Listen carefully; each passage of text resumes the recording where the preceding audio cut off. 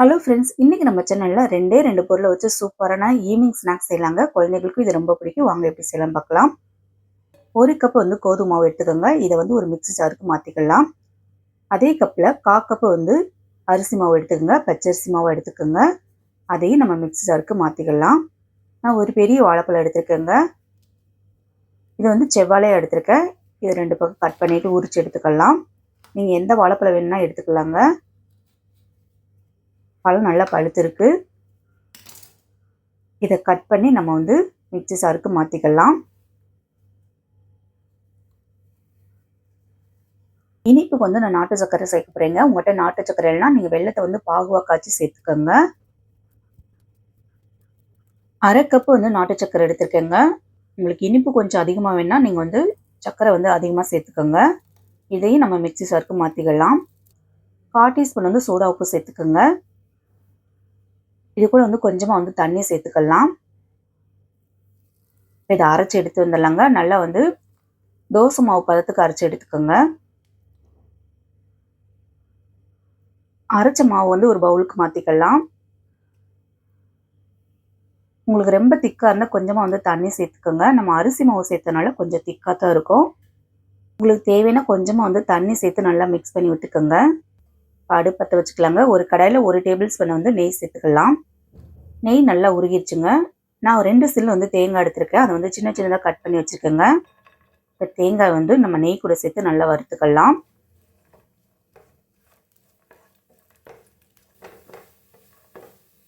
தேங்காய் நல்லா வறுப்பட்டுருச்சுங்க. இதை எடுத்து நம்ம வந்து மாவு கூட வந்து மிக்ஸ் பண்ணி விட்டுடலாம்.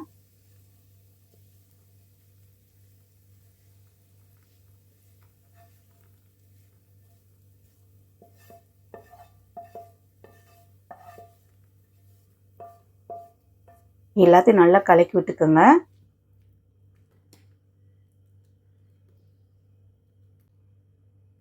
மாவு வந்து கொஞ்சம் திக்காக இருக்குங்க. அதனால் நான் கொஞ்சமாக தண்ணி சேர்த்துக்கிறேன். இப்போ தண்ணி சேர்த்து நல்லா மிக்ஸ் பண்ணி விட்டாச்சு. ரொம்ப தண்ணியாக கலந்துட்டா நமக்கு வந்து இந்த ரொட்டி மாதிரி வராதுங்க. அதனால் வந்து தண்ணி வந்து பார்த்து கலந்துக்குங்க. இப்போ அடுப்பத்தை வச்சுக்கலாம். ஒரு பேன் வச்சுக்கலாங்க. நம்ம தேங்காய் வறுத்த பேனை வச்சுட்டோம்.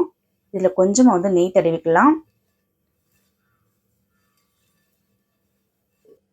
இப்போ எடுத்து வச்ச மாவு ஊற்றிடலாங்க.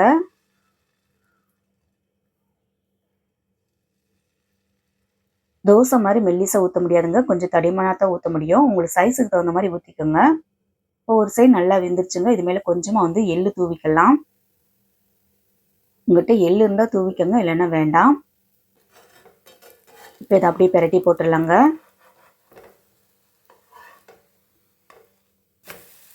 பாருங்க, சூப்பராக ரெடி ஆயிடுச்சு.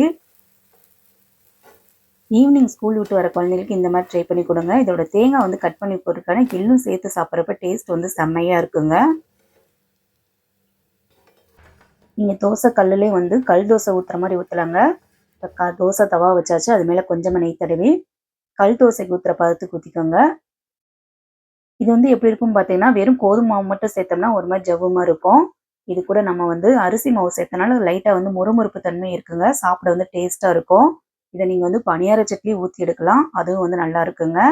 பணியாரம் சாப்பிடாத குழந்தைங்களுக்கு இந்த மாதிரி ரொட்டி மாதிரி செஞ்சு கொடுங்க. குழந்தைங்க விரும்பி சாப்பிடுவாங்க. ஓகே ஃப்ரெண்ட்ஸ், வீட்டில் இருக்க பொருளை வச்சு சூப்பரான ஸ்வீட் ரெசிபி நம்ம ரெடி பண்ணிட்டோம். இதே மாதிரி நீங்கள் ட்ரை பண்ணி பாருங்கள். வீடியோ பிடிச்சிருந்தா லைக் பண்ணுங்கள், ஷேர் பண்ணுங்கள், கமெண்ட் பண்ணுங்கள். மெயினாக வந்து சப்ஸ்கிரைப் பண்ணுங்கள். தேங்க்ஸ் ஃபார் வாட்சிங்.